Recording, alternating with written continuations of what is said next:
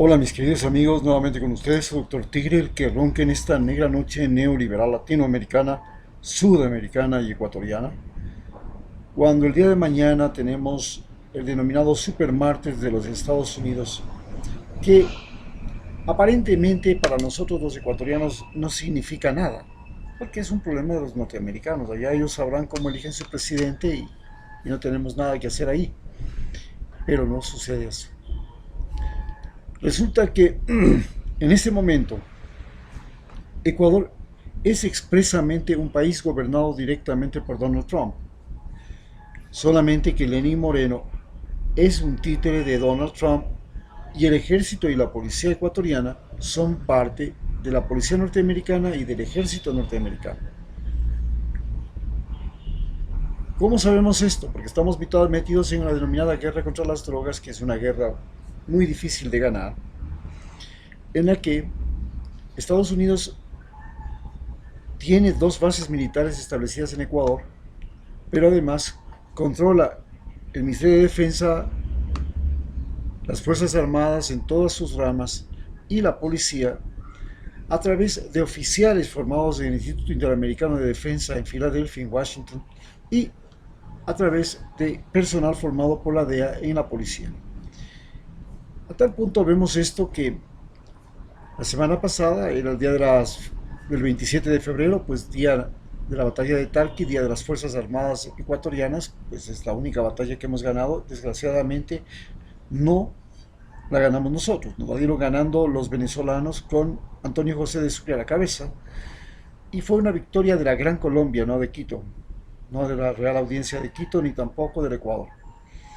Entonces hablamos de que en esa fiesta del 27 de febrero, el Lenín Moreno les entregó a los militares 100 millones de dólares como premio y gratificación porque no permitieron que él fuera derrocado en el mes de octubre del año pasado, y también porque mataron 11 personas en las protestas. Este premio que se les da a las Fuerzas Armadas se supone que es en equipamiento y abastecimiento y todo, pero en realidad no es así. Ese premio incluye embajadas, sueldos para los generales, premios, etcétera, etcétera, medallas, confort, mejoramiento de sus instalaciones, porque ustedes saben que con Rafael Correa los militares no tenían colegios propios, universidades propias, no tenían casinos propios, no tenían pasajes baratos a Galápagos, ni hay cosas así, ventajas que tienen sobre todo los ecuatorianos. Pero ahora eso se ha regresado. Nadie sabe cuánto gana un general ahora cuando se retira. Y solo sabemos que a nuestro querido Lucho Hernández, para ayudarle en el Consejo de Interino de Participación Ciudadana y Control Social, y entregarle las cortes y todo lo demás, bueno, sacó el título de general, una pensión de general, y hubo que compensarle económicamente con 5 millones de dólares porque realmente su destitución, el fin de su carrera profesional, fue injusto, incorrecto, indebido, y el Estado tenía que devolverle ese dinero de la manera más correcta, lo cual fue hecho. Bien, pero en estas circunstancias que estamos viviendo, mañana se enfrentan los diferentes candidatos del Partido Demócrata, entre ellos Bernie Sanders, contra el cual CNN tiene una campaña publicitaria, una campaña de televisión, en la cual no lo quieren a Bernie Sanders ni de fundas, y tienen ahí a sus comentaristas y todos, empezando por el del Rincón, el Camilo, y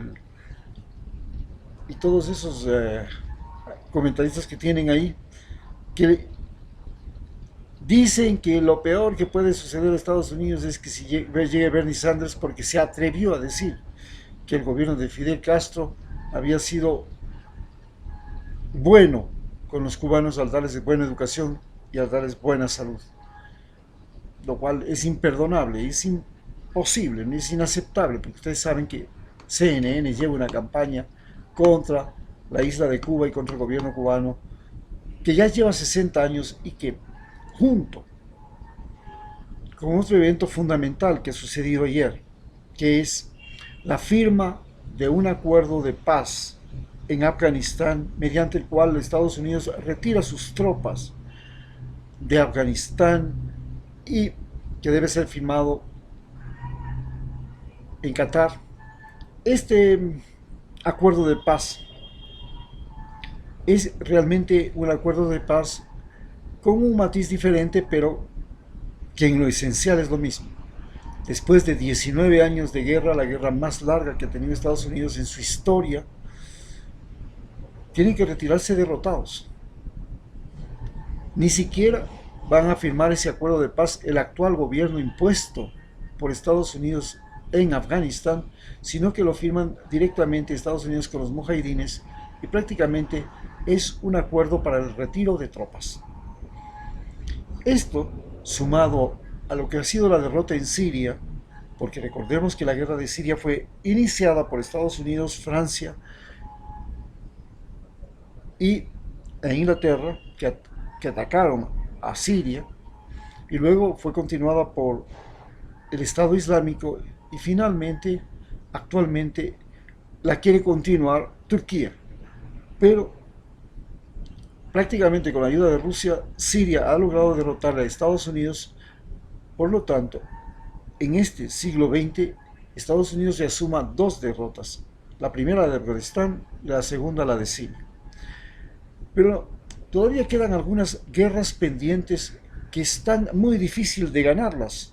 Las guerras pendientes que están muy difícil de ganarlas es la guerra contra Cuba. Es una guerra económica, una guerra comercial. Y lleva 60 años.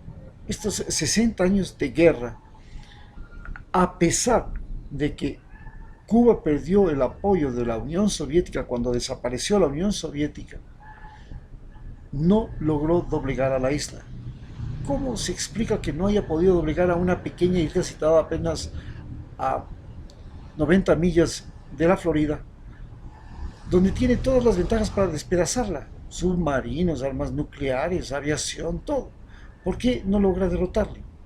¿Qué es lo que hace que sea invencible Cuba en estos 60 años y sea un muy mal ejemplo para el resto de países de América Latina y del mundo?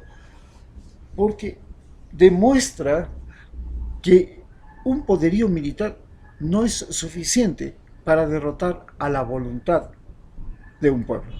Pero, ¿por qué los cubanos no han podido ser derrotados? La acusación es que no, es un estado militar y todo el mundo está vigilado y todo el mundo tiene la escopeta en el pecho y por eso nadie se atreve a irse contra el gobierno de la isla y finalmente Estados Unidos no se atreve a entrar ahí por no causar una masacre. Pero los hechos reales no son así. Resulta que Cuba ofrece a los cubanos educación y salud gratuita, les ofrece trabajo en la medida que puede, y una situación un poco crítica desde el punto de vista económico. Sin embargo, para muchos cubanos eso es mejor que nada, porque en Haití las cosas están peor, en otros países las cosas están terriblemente peor, y aunque haya clases dominantes y ricas que disfrutan de todo, la mayor parte de la población está viviendo verdaderas calamidades, catástrofes y situaciones críticas, como se ve en África, como se ve en Ecuador, en Bolivia y en otros países que pasamos de una situación crítica a una mejor situación y hemos vuelto a caer en la crisis. Y luego como se ve en Centroamérica, donde las maras hacen y deshacen de los países. Entonces, si Estados Unidos no puede ofrecer algo mejor que lo que le ha ofrecido a Bolivia, que lo que ha ofrecido a Guatemala, que lo que le ha ofrecido a Honduras, que lo que le ha ofrecido al Salvador, los cubanos ofrecen resistencia hasta que la opción que les dé Estados Unidos sea mejor. En estas circunstancias, también enfrenta Estados Unidos un momento crítico y este es otro momento crítico para Donald Trump, que le da ventajas a Bernie Sanders, y es la guerra contra las drogas. Es una guerra que prácticamente la está perdiendo. Le ha permitido, lo mismo que a los ingleses les permitió pretender controlar el tráfico de esclavos en el siglo XIX, Estados Unidos pretende que controlando los océanos para evitar que lleguen drogas a Estados Unidos, ellos pueden controlar todos los océanos del mundo. Y por supuesto países como Ecuador, Colombia, Perú, Bolivia, México. Pero esto es imposible. ¿Y por qué es imposible? Porque sencillamente cuando falta la droga, sube el precio. Cuando sube el precio, bueno, el negocio es más interesante, hay más atrevidos, hay más audaces, hay más audacias, hay más mecanismos para comprar la droga a los Estados Unidos y vendérsela. Porque en la medida en que falte la droga, más alto será su precio y más ventajas tendrá el negocio. Esta guerra es en sí y esencialmente como pretender luchar contra el oro. Pretender que los seres humanos no tengan oro en sus casas. Si saben que las monedas son inestables, que los gobiernos un día suben la moneda y otro bajan la moneda, bueno, tener tus joyitas de oro en tu bodega, en tu rinconcito de la casa, para cualquier cosa, no deja de ser una opción. Y por tanto la gente pues prefiere tener oro que tener dinero. Lo mismo pasa con la cocaína. La cocaína se ha convertido en un valor de cambio.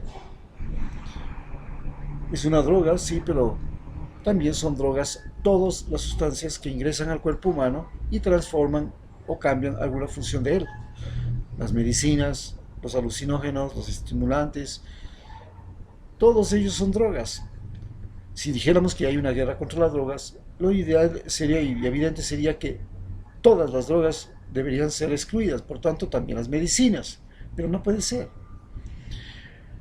¿Por qué Estados Unidos consume droga y esta guerra está perdida? Porque Estados Unidos, si ustedes revisan, y aquí adjunto les voy a mandar la ficha, ¿cuál ha sido el papel de la CIA y el manejo de las drogas por parte de Estados Unidos? ¿Cómo creció? ¿Cómo Estados Unidos se apropió del manejo de las drogas en el mundo para fines políticos y finalmente terminó envenenando a su propio pueblo? Cuando hubo la guerra en China, la Revolución China, y el Mao Zedong luchaba contra Chiang Kai-shek, Estados Unidos a través de la CIA le vendió drogas o financió el uso del opio en Europa, comercializaba opio en Europa, llevaba opio para consumo y con el dinero que obtenía financiaba a las tropas de Chiang Kai-shek. Cuando llegó la guerra de Afganistán contra Rusia, hizo lo mismo. La CIA utilizó la aviación, los aviones norteamericanos, la logística y todo para que los mujahidines produjeran opio. El opio se vendía también en Europa y Estados Unidos y con ese dinero financiaron la guerra contra los rusos y la ganaron. Cuando llegó la guerra de Centroamérica contra los sandinistas, Estados Unidos utilizó igualmente la cocaína para financiar las armas y a los contras, como ustedes pueden ver en la película Narcoamérica, que están dando ahora en History Channel 2, y este financiamiento de las drogas, utilizando y llenando de drogas de Estados Unidos, e inclusive creando una nueva droga, que es el crack, que es una cocaína cristalizada, pues significó darle armas a las contras para mantener una guerra. Finalmente, la guerra en Colombia también se financió de esa forma. Los paramilitares financiaron y fueron financiados por la CIA, que les ayudaban a los paramilitares a vender cocaína en Estados Unidos y traer armas, y con esas armas la Autodefensas Unidas de Colombia atacaban a las FARC. Es decir, la guerra contra las drogas es una guerra que se origina porque la CIA utiliza las drogas como recurso económico para financiar guerras, protestas, manifestaciones, etcétera, etcétera, de los enemigos considerados de Estados Unidos. Pero lo hace estimulando el consumo en Estados Unidos y en Europa, de tal manera que hoy es imparable lo que ha sucedido. En base a esto, el día de mañana que existen la situación, Donald Trump pretende que el nacionalismo y el racismo que él practica se una al militarismo. Recordemos que ha invertido más que ningún otro gobierno en la historia en el rearmamiento del ejército norteamericano.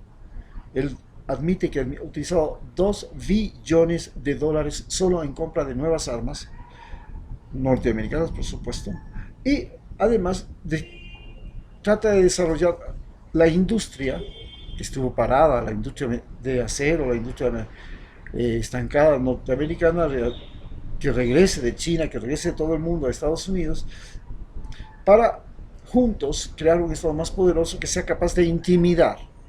Y gracias a esta capacidad nueva que tiene de intimidar a través de un ejército poderoso, de una industria poderosa, ha conseguido acuerdos con Canadá, con México, con la Unión Europea, con China, que son desfavorables para sus vecinos, pero muy favorables para Estados Unidos.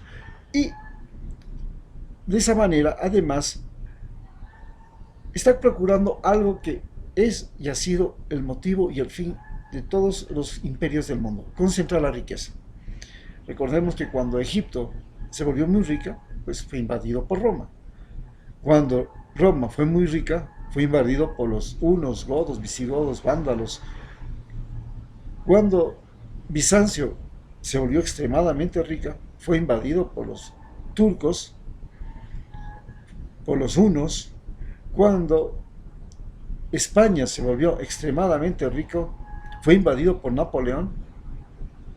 Cuando Inglaterra se volvió extremadamente rico, fue invadido por Alemania, fue atacado por Alemania.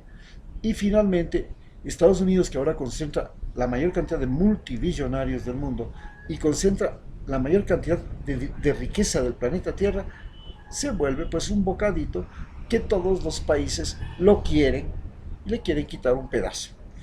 Esto es precisamente lo que Bernie Sanders está tratando de evitar. Bernie Sanders se da cuenta que primero la educación norteamericana ha sido una estafa.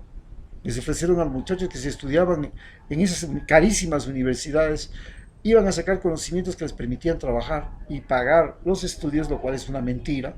Fue una mentira terrible, igual que lo fue el problema de las viviendas, cuando les dijeron vengan y compre su vivienda, compre su apartamento, compre su casa y usted va a poder pagar, y eso nunca se va a devaluar. Total, es que vino una estafa inmobiliaria, que recordemos fue en el 2008. También la salud en los Estados Unidos es una gran estafa.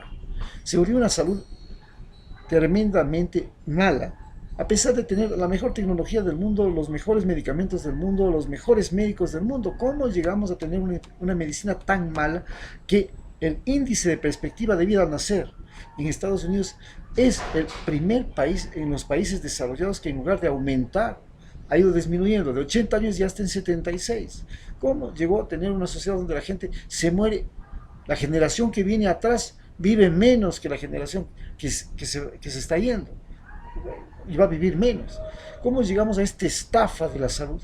Pues mediante una industria farmacéutica que vende medicamentos caros, mediante un sistema de seguros que ha hecho de la salud un negocio imperdonable, un negocio salvaje, un negocio brutal, mediante los médicos que se han dedicado a ser súper especialistas y han perdido el concepto del ser humano como unidad biológica,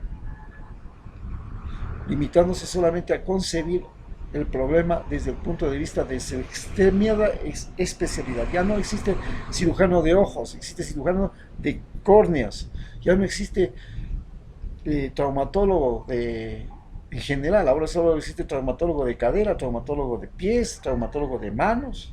Hemos llegado a la super especialidad y ahí es cuando comienza a fallar todo. Pero además tienen el problema de que los impuestos, Bernie Sanders plantea que es injusto que los ricos no paguen impuestos, que es lo que ha conseguido Donald Trump. Les ha reducido el 16% de los impuestos, es una barbaridad.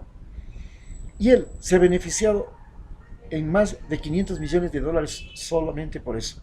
Mientras que inclusive sus ministros también se han beneficiado de eso. Entonces él dice que no, que debe haber un límite a la ganancia y que sobre ese límite debe haber pago de impuestos.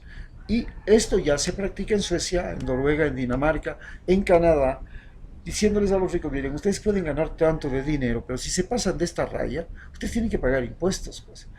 Y entonces, el socialismo que plantea Bernie Sanders, que difiere del socialismo del siglo XXI, está en que, primero, es un socialismo que parte del capitalismo, es un capitalismo socialista.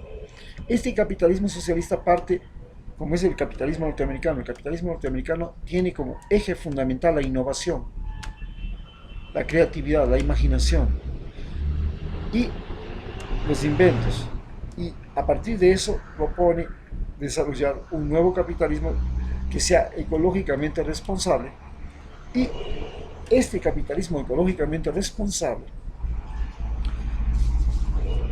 al mismo tiempo sea socialmente responsable, es decir, distribuya la riqueza, no concentre con lo que ha querido Donald Trump, sino que distribuya la riqueza, porque en la medida que haya gente más rica y el país sea más rico, pues será más amenazada la gente rica y será más amenazado el país.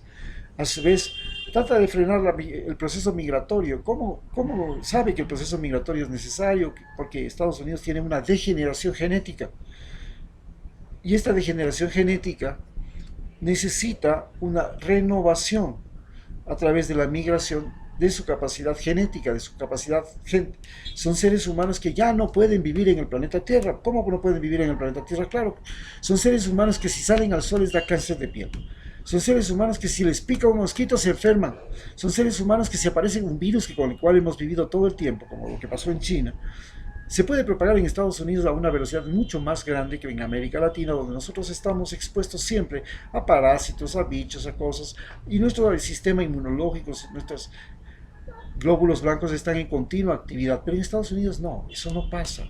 Es un país donde la gente vive en cápsulas, vive protegida, hasta el papel higiénico es perfumado, todo llega al extremo de la limpieza, área séptica, y por último, la gente no puede vivir a la intemperie, creando una especie humana debilitada. Y es necesario entonces una migración que traiga seres humanos que tengan todavía una memoria genética defensiva que ya han perdido los norteamericanos. Ante esta situación también importa frenar la migración, no en Estados Unidos, no en la frontera, sino frenar la migración en los países donde se origina, porque en los países donde se origina la causa es la pobreza, la violencia. Y entonces hay que cambiar, hay que evitar que la violencia y la pobreza sean los factores que generan la migración.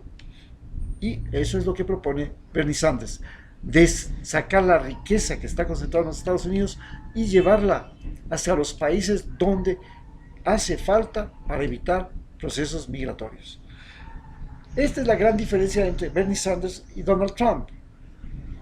Y por eso esperamos que el día de martes Bernie Sanders gane las próximas elecciones. Muchas gracias.